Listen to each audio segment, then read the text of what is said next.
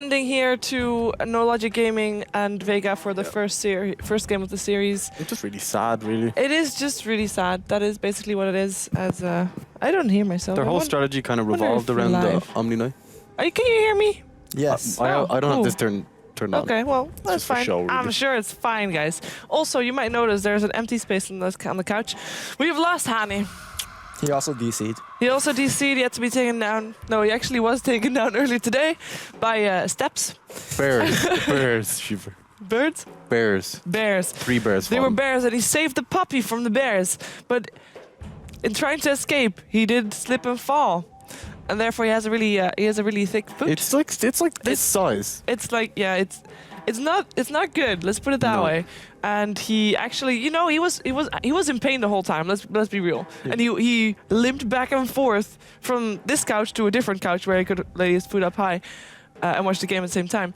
And this time he couldn't actually walk at all. Yeah. So that wasn't great. So people called him a taxi, and he's gonna be taken to first aid. Hopefully he'll be alright. I hope he'll be alright. Hopefully he'll be back here tomorrow as well with crutches on site. He'd make a pretty good Kunkka cosplay though. If he did have to get his foot chopped off. Probably not the best. I don't think so. I don't know. I think doesn't Kunkka have a beard? No, but he's big and strong. That is true. I guess. Different color hair though. You gotta. I'm not sure, because if I think pirate is very different to me from when I think Viking, and I think he'd fit more in a Viking role than in a pirate role. True. Honestly, the same difference, yeah? Viking and Viking? No. Kind of. I guess so, because they also they had their own boats. That's the difference. Vikings didn't actually fight at sea that much. They fought like they raided villages where they came from their own boat. That's the difference. There you go. Thank you, Shiva, for that history lesson. Yes. Want to know the history lesson that I had yesterday? What happened? Yesterday, I was able to find out that the Guinness Book of Records actually was invented by the people from Guinness when they found out that there were, they wanted to know which one of the 2 birds was fastest, and there was no book that could tell them which one was fastest, and then they decided to make a book with records of all kinds of stuff. There you go. It was the same people. Because I was wondering if they were from the same people, and we're in the draft. Let's go into the draft. Sorry, guys, we're already back. And actually, I have to point out that Spartan is actually back, so we have the full rosters again. Fortunately, he was able to come back in time for the second game. We have an IO Tiny for Vega Squadron, and Doom Lich, 2 very strong combinations already from the get-go. Which do we like more, though, Shane? 5 seconds remaining. They both kind of stand for their own era. Yeah, they're kind of their own. They're totally different kind of uses. But I honestly think Vega Squadron played the IO Tiny like crazy well. Yes. You agree, Louis? They have not lost a single game of Dota. That's pretty decent. So you could say that they play it quite well. Yeah. But also, Lich Doom, it's kind of one of the most difficult things to deal with. Yeah, Lich Doom really forces the way that you draft, right? You can't go for a very greedy hero in terms of levels. So for example, we've seen Ember Spirit just falter against this type of lanes. Yeah. So that's something that you have to be fairly concerned with. Team Vega probably going to put the Wisp Tiny mid, as that's probably the most common. Yeah. It'll be very interesting to see Lich maybe on the mid lane. You dual lane your own mid, and you just sap experience from that Tiny. That might be an interesting play to go for. Yeah, that's actually very interesting.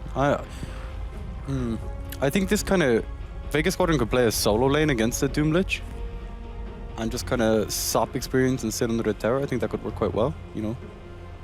Someone. Okay, what do they have left in? They have Bane is a pretty decent pickup.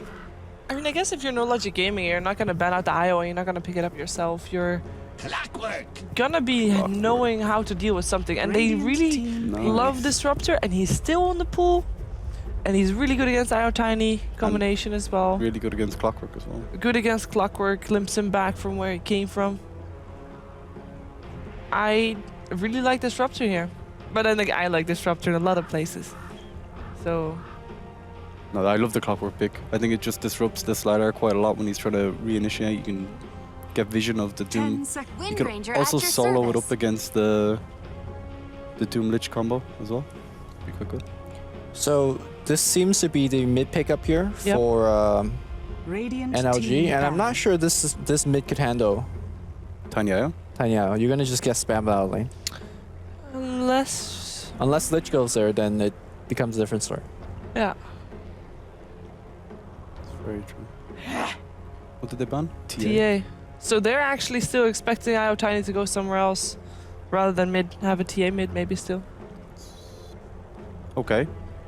Right? How do Vega play Tanya? It's usually mid, isn't it? Yes. Yeah, it is. It is. Yeah. No, that's a very interesting ban. 10 seconds remaining. I don't understand that ban. Let me explain.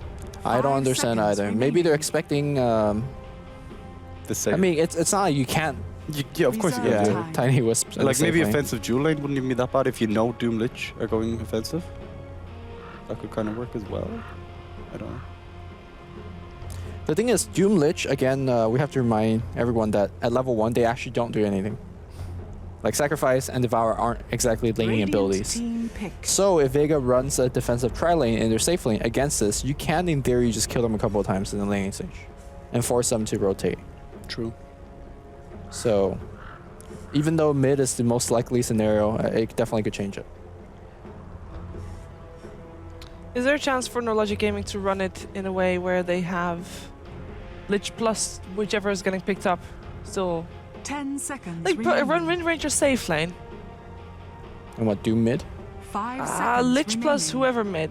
Doom by himself, and I don't know where Slaughter is gonna go. Wind Ranger against Clockwork, it's not a bad matchup, so you definitely get the lane advantage there. Bristleback is seen as the counter to the Wisp Tiny, but I don't think Excalibur plays Bristleback. How difficult is this really? But it's gonna be a Bristleback. I mean, a Witch Doctor. It's a Bristleback. It's a Bristleback. Yeah, the Casket is really good against Wisp Tiny. Yeah. Yeah. The Maledict's not bad, but more importantly, Death Ward, when you focus on the Wisp, because his armor value is so low, you can kind of bring it down. And the Death Ward is pretty good against Clockwork, because you could use the cogs now against him, in my opinion. And they didn't have that many disables to disable the Fiend's Grip, and with the cast they have another extra. Because, I mean, they have the Shackled, Lich Ultimate, and Slaughter if he actually gets in there, which is going to be a rare sight, I would imagine. Actually, every hero on the Radiant side can disable. Yeah, but at least like from a distance, and you don't normally want to use your Shackle for Bane unless you can shackle him to something else, which is a core. And so this Centaur last pick is something that we've seen from Vega before. They run Centaur as well as Clockwork to make space throughout the map. Throughout the map, and no one is going to be carrying the entire weight of his team on his shoulders. On the Tiny. Okay, no pressure. I'm gonna go with Vega on this one. I really like their setup for the relocate, Clockwork, Bane, and Centaur. So all three of them can find solo pickoffs with the Wisp relocate. More importantly, both Centaur and Clockwork, even though they're gonna get starved by the Doom Lich lane, as soon as they hit level 6, they have an impact. Yeah. So I think the draft has worked out a little bit better for Vega.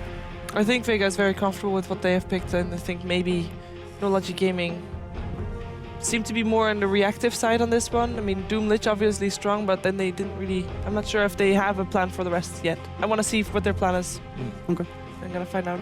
I think Vega has the more comfortable draft. Let's put it that one. Easier to execute, in my opinion, but what do I know, right? We're going to find out what the commentators think in our second match here with Vega taking on NoLogicGaming. It is time for Owen and Andy.